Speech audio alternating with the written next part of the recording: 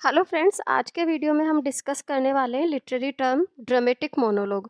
Dramatic monologue क्या होता है, पहले टर्म से समझिएगा। ड्रामेटिक यानी जिसमें कुछ ड्रामा है, और मोनोलॉग यानी मोनो यानी एक व्यक्ति का बोलना। मोनोलॉग यानी कि एक ऐसी पोयम या एक ऐसी चीज़ जिसमें कि एक कैरेक्टर बोल रहा है।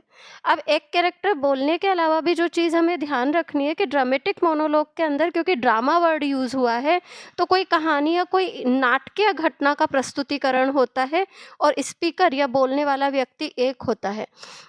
ड्रामेटिक मोनोलॉग की एक और जो खास बात होती है कि केवल स्पीकर ही नहीं होता बल्कि लिसनर भी प्रेजेंट होता है। लिसनर एक या एक से अधिक लोग हो सकते हैं। अलग अलग हिंट और क्लू दिए जाते हैं जिनसे हमें पता चलता है कि कोई और भी उपस्थित है जो कि इन सब बातों को सुन रहा है।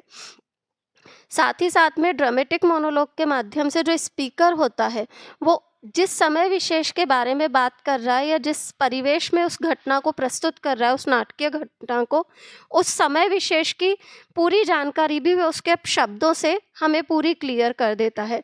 इसके लिए मैं सबसे अच्छा उदाहरण मानती हूँ माय लास्ट डचेस, जो कि रॉबर्ट ब्राउनिंग ने लिखी है। वैसे भी ये चीज़ ध्यान रखेगा, Robert browning was the expert in dramatic monologue technique. My last duchess जो पोयम है उसके अंदर, अगर आप लोगों ने ये पोयम पढ़ी है तो आपको पता होगा कि एक ड्यूक है जो कि मेरिस के मामले में किसी दूसरे राज्य के ड्यूक से बातचीत कर रहा है। और जब वो बातचीत करता है तो उस बातचीत के दौरान ये ड्यूक ना केवल अपने खुद के शक्की और बहुत ही अहंकारी स्वभाव को प्रकट कर देता है, बल्कि साथ ही साथ में ये बता देता है कि किस प्रकार से उसने अपनी पुरानी रानी की हत्या करवा दी थी। और पुरानी रानी किस प्रकार की महिला थी, वो एक बहुत ही प्यारी सीधी सादी और बिल्कुल सिंपल सी महिला थी, और उसकी यही सिंप्लिसिटी शायद उसकी मृत्यु का कारण बनी। साथ ही साथ में जब वो अलग-अलग जगह पर अलग-अलग आर्ट पीसेस के बारे में कमेंट करता है, जैसे कि वो डावरी सिस्टम के लिए बोलता है कि डावरी की डिमांड अगर मैं करता भी हूँ तो मुझे नहीं लगता इनकार किया जाएगा, आपकी तो जो प्रतिष्ठा ही इतनी जानी-मानी है। तो इससे हमें ये पता चलता है कि उस समय में डावरी सिस्टम था। या फिर वो क्लॉस ऑफ इंसब्रक ने जो वो नेपट्यून की प्रतिमा गिफ्ट की है, उसके बारे में जब वो कमेंट करता है, तो हमें ये पता चलता है कि उस समय के रेनेसा इटली के जो ड्यूक्स हुआ करते का जो माहौल था, या एरिस्टोक्रेटिक फैमिलीज़ जो होती थी, वो बहुत ज़्यादा रेस्पेक्ट किया करते थे आर्ट को और आर्ट पीसेस को, और उन्हें अपने घर में रखना शान की बात माना करते थे। ये सारी की सारी चीज़ें हमें पता चलती है। तो एक ड्रामेटिक मोनोलॉग पर्टिकुलरली होता क्या है, जिसके अंदर स्पीकर अपने जीवन से जुड़ी एक नाटकीय घटना को प्रस्तुत करे, और उस घटना के साथ ही साथ वो अपने आसपास के लोगों, अपने आसपास के माहौल, अपने खुद के चरित्र, अपने से जुड़े हुए लोगों के चरित्र और समय परिवेश सबकी हमें जानकारी दे दे अपने बोलने से ही। ऐसी कहानी या एक ऐसी पोयम को, सॉरी कहानी नहीं, ऐसी पोयम को क्या कहा जाता है, ड्रामेटिक मोनोलॉग कहा जाता है।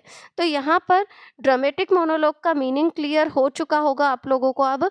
तो हम थोड़ा-सा नोट्स पर ध्यान देते हैं कि क्या है dramatic monologue. Dramatic monologue is a poem.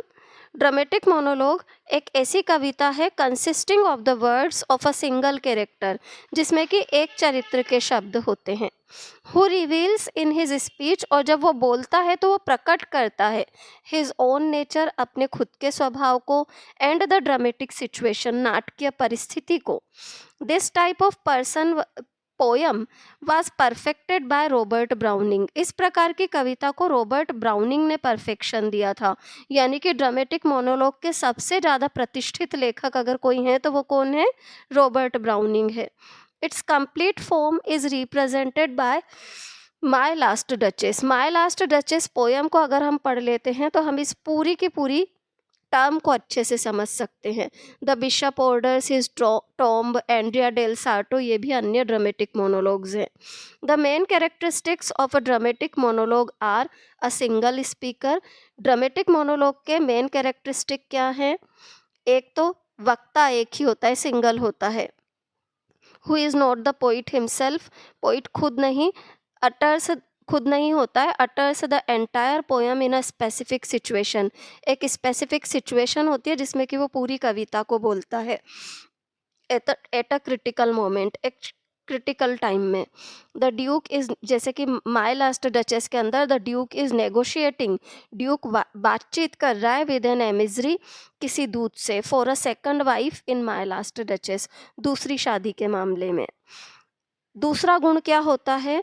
This person addresses and interact, ये व्यक्ति एड्रेस करता है, बातचीत करता है विद वन और मोर अदर पीपुल, एक या एक से अधिक अन्य लोगों से।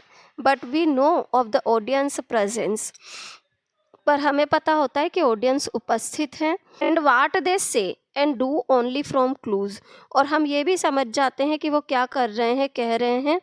क्लूज मिलते हैं हमें पोयम के बीच बीच में, जैसे माय लास्ट डचेस के अंदर जब ड्यूक कहता है कि अरे साहब आप अकेले नहीं हो जो कि इस प्रकार का सवाल पूछ रहे हैं, या फिर जब सीढ़ियों से नीचे उतर रहे होते हैं तो वो बोलता है कि नहीं नहीं रुको, हम साथ में नीचे उतरेंगे।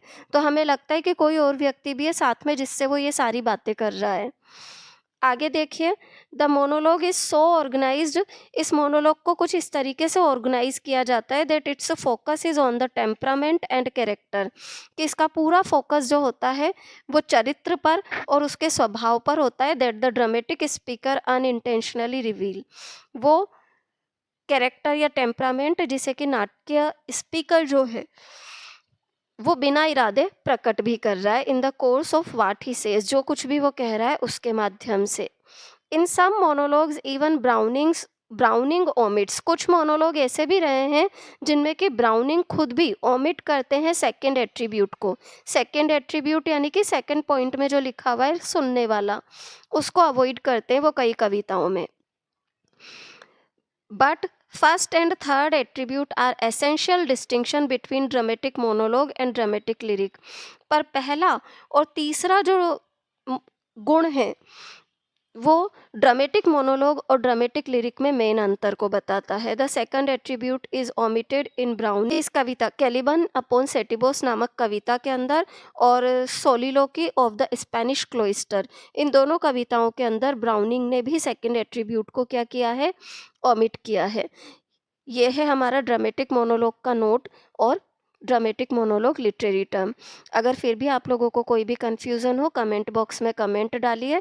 वीडियो अच्छा लगा हो तो प्लीज़ लाइक सब्सक्राइब और शेयर ज़रूर कीजिए मेरे वीडियोस को और चैनल को। Thank you everyone.